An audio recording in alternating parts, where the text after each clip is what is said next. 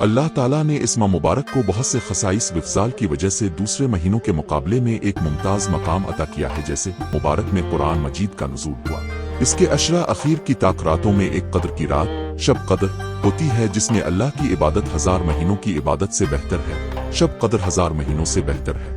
1000 مہینے 83 سال اور 4 مہینے بنتے ہیں۔ عام طور پر ایک انسان کو اتنی عمر بھی نہیں ملتی۔ یہ امت مسلمہ پر اللہ کا کتنا بڑا احسان ہے کہ اس نے اسے اتنی فضیلت والی رات عطا کی۔ رمضان کی ہر رات کو اللہ تعالیٰ اپنے بندوں کو جہنم سے آزادی عطا فرماتے ہیں۔ اس میں جنت کے دروازے کھول دیے جاتے ہیں اور جہنم کے دروازے بند کر دیے جاتے ہیں۔ سرکش شیاطین کو جکڑ دیا جاتا ہے۔ اللہ تعالیٰ روزانہ جنت کو سنوارتا اور مزین فرماتا ہے، اور پھر جنت سے خطاب کر کے کہتا ہے کہ اور مجھے راضی کر کے تیرے پاس آئیں گے۔ رمضان کی آخری رات میں روزے داروں کی مغفرت کر دی جاتی ہے اگر انہوں نے صحیح معنوں میں روزے رکھ کر ان کے تقاضوں کو پورا کیا ہوگا۔ فرشتے جب تک روزے دار روزہ افطار نہیں کر لیتے ان کے حق میں رحمت و مغفرت کی دعائیں کرتے رہتے ہیں۔ روزے دار کے منہ کی بو اللہ کے ہاں کستوری کی خوشبو سے زیادہ پاکیزہ اور خوشگوار ہے۔ یہ اس مہینے کی چند خصوصیات اور فضیلتیں ہیں۔ اب ہمیں سوچنا ہے کہ ہم کیسے اس کا استقبال کریں، کیا ویسے ہی جیسے ہر مہینے کا استقبال ہم اللہ کی نافرمانیوں اور غفلت سے کرتے ہیں، اس اندازے سے کہ ہم اس کی خصوصیات اور فضائل سے بہرہ ہو سکیں اور جنت میں داخلے کے اور جہنم سے آزادی کے مستحق ہو سکیں۔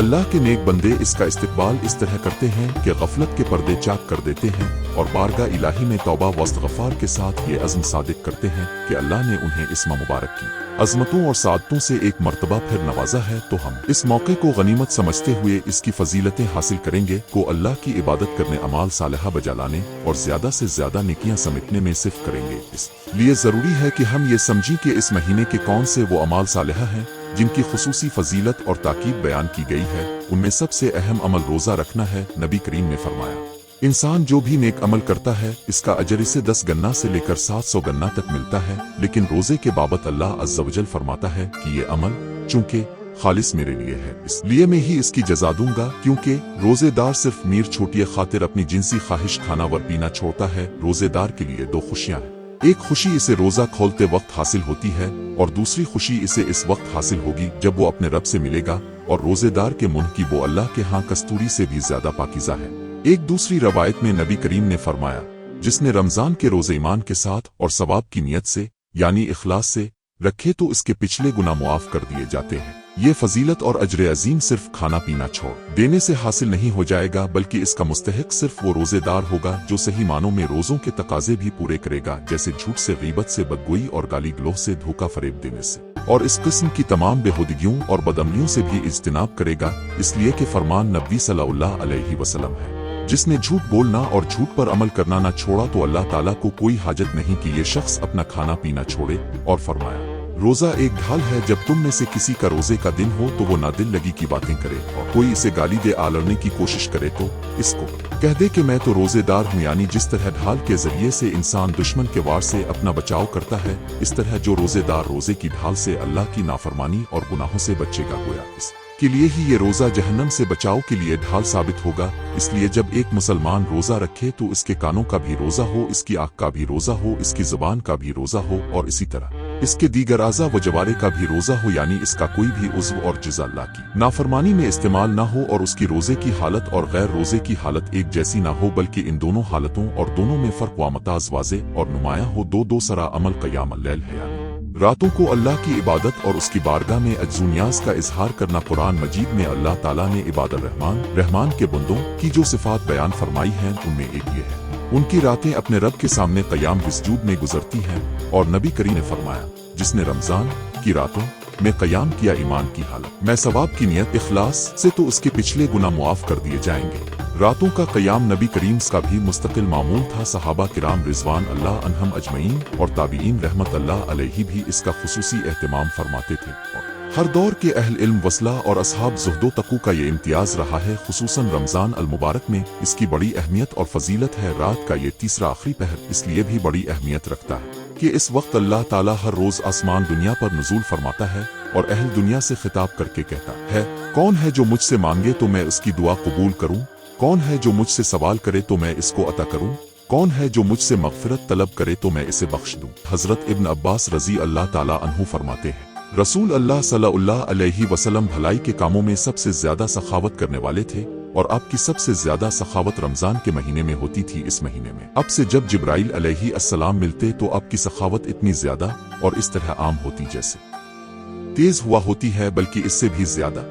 इससे मालूम होता है कि रमजान अल मुबारक में आम दिनों के मुकाबले में सदका और खैरात का एहतमाम करना चाहिए। सदका और खैरात का मतलब है अल्लाह की रज़ाजोई के लिए फ़ुक़रा, मसाकीन, यतामा व बोगान और मुआशरे के माजूर और बेसहारा अफराद की ज़रूरियात पर खर्च करना और उनकी खबरगिरी करना, बेलिबासों को लिबास पहनाना, भूखों को गल्ला फराहम करना, बीमारों का इलाज मुआलजा करना, यतीमों और बेवाओं की सरपरस्ती करना, माजूरों का सहारा बनना, मकरूजों को कर्ज के बोझ से निजात दिला देना और इस तरह के दीगर अफराद के साथ ताउन व हमदर्दी करना। सलफ सालेहीन में खाना खुलाने का ज़ौक़ वज़्बा बड़ा आम था और ये सिलसिला भूखों और तंग दस्तों को ही खुलाने तक महदूद न था, बल्कि दोस्त, अहबाब और नेक लोगों की दावत करना का भी शौक़ फरावा था, इसलिए कि इससे आपस में प्यार मोहब्बत में इजाफा होता है और नेक लोगों की दुआएं हासिल होती हैं, जिनसे घरों में खैर व बरकत का नुज़ूल होता है। रोज़े खुलवाना है। नबी करीम सल्लल्लाहु अलैहि वसल्लम ने फरमाया, जिसने किसी रोजेदार का रोजा खिलवाया तो उसको भी रोजेदार की मसल अजर मिलेगा, बगैर उसके कि अल्लाह रोजेदार के अजर में कोई कमी करे। एक दूसरी हदीस में फरमाया, जिसने किसी रोजेदार का रोजा खिलवाया या किसी मुजाहिद को तैयार किया सामान हर्ब देकर तो उसके लिए भी इसकी मसल अजर है। कुरान करीम का नुज़ूल रमजान अल मुबारक में हुआ, इसलिए कुरान करीम का निहायत गहरा ताल्लुक रमजान अल मुबारक से है। यही वजह है कि इस माह मुबारक में नबी अकरम सल्लल्लाहु अलैहि वसल्लम हज़रत जिब्राइल अलैहि अस्सलाम के साथ कुरान करीम का दूर फरमाया करते थे और सहाबा रिज़वान अल्लाह अन्हम अजमईन और ताबईन रहमत अल्लाह अलैहि भी इस माह में कसरत से कुरान करीम की तिलावत का एहतमाम करते थे। इनमें से कोई 10 दिन में, कोई 7 दिन और कोई 3 दिन में कुरान खत्म कर लिया करता था और बाज़ की बाबत आता है कि वो इससे भी कम मुद्दत में कुरान खत्म कर लेते थे। बाज़ उलमा ने कहा है हदीस में 3 दिन से कम में कुरान करीम खत्म करने की जो मुमानात है, इसका ताल्लुक आम हालात व आम से है। फजीलत वाले औकात और फजीलत वाले मकामात इससे मुस्तसन हैं, यानी उन औकात और मकामात में 3 दिन से कम में कुरान मजीद खत्म करना जायज़ है, जैसे रमजान अल मुबारक के शब और रोज़ बिलखुसूस शब कद्र है, या जैसे मक्का है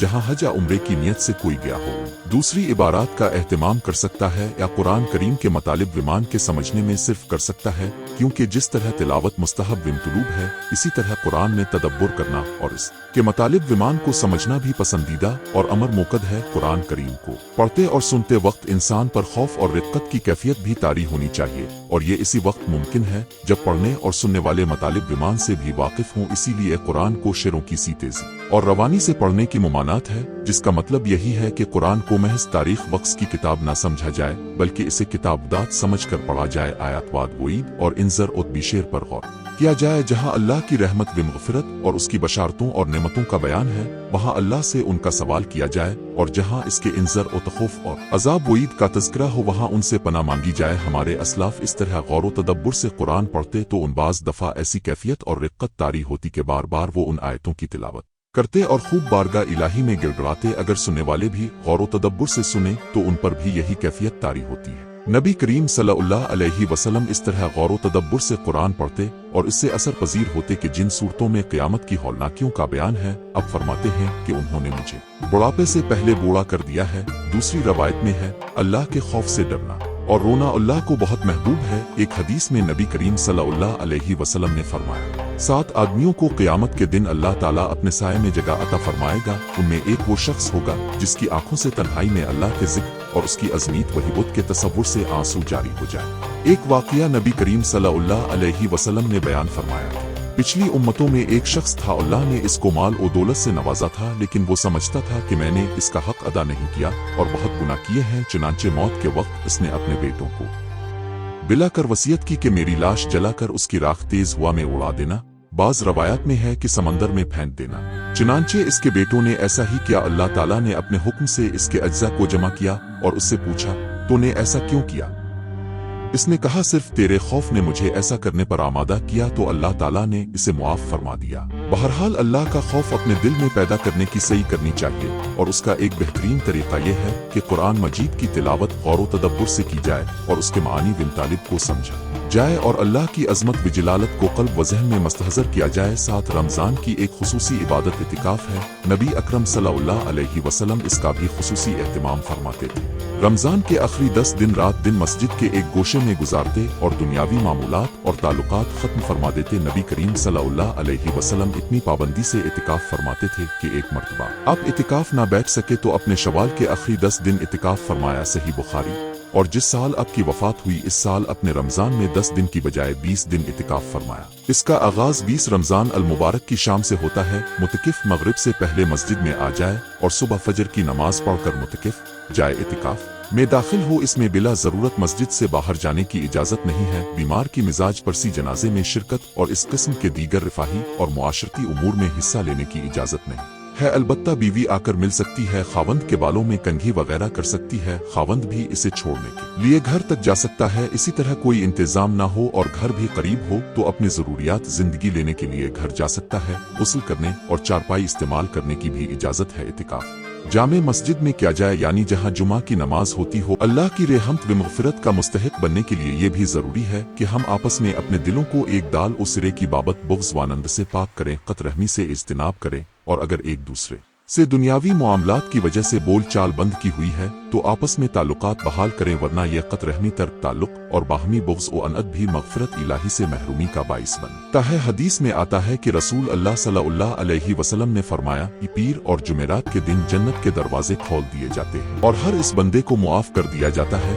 जो अल्लाह के साथ किसी को शरीक नहीं ठहराता सिवाय इस आदमी के कि इसके और उसके भाई के दरमियान दुश्मनी और बुग़्ज़ हो। उनकी बाबत कहा जाता है कि जब तक ये बाहम सुलह न कर लें इस वक्त तक उनकी मग़फ़िरत के मामले को मुवख्खर कर दो। इस हदीस से अंदाज़ा लगाया जा सकता है कि आपस में बुग़्ज़ व अनत और तर्क ताल्लुक कितना बड़ा जुर्म है और यही वजह है कि नबी करीम सल्लल्लाहु अलैहि वसल्लम ने 3 दिन से ज्यादा बोलचाल रखने और ताल्लुक तर्क किए रखने की इजाज़त नहीं दी है। चुनांचे एक हदीस में फरमाया किसी मुसलमान के लिए जायज़ नहीं है कि वो अपने किसी भाई से 3 दिन से ज्यादा ताल्लुक मुनक़ते किए रखे और जिसने 3 दिन से ज्यादा ताल्लुक तोड़े रखा और इसी हाल में इसको मौत आ गई तो वो जहन्नुमी है।